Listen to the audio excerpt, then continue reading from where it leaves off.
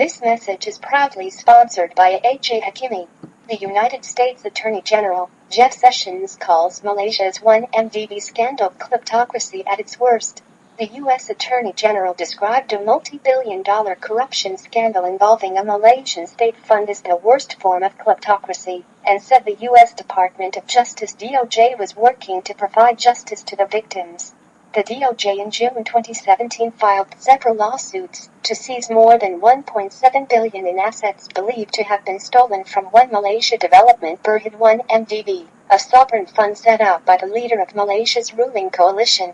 U.S. Attorney General Jeff Sessions said that the 1MDB-linked assets accounted for nearly half of some $3.5 billion in total proceeds seized or restrained by the DOJ tied to money laundering offenses. This is kleptocracy at its worst, Sessions said at a global forum on asset recovery in Washington, according to a transcript of his speech posted on the DOJ website, referring to the Malaysian case. Today, the U.S. Department of Justice is working to provide justice to the victims of this alleged scheme, he said.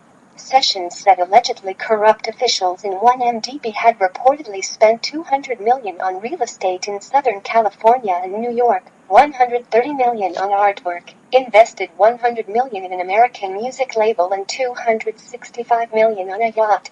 In total, 1MDB officials allegedly laundered more than $4.5 billion in funds through a complex web of opaque transactions and fraudulent shell companies with bank accounts in countries ranging from Switzerland and Singapore to Luxembourg in the United States, Sessions said.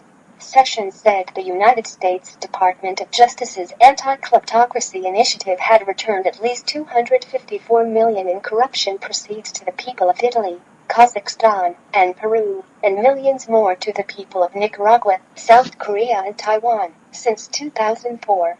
This message is proudly sponsored by A.J. Hakimi.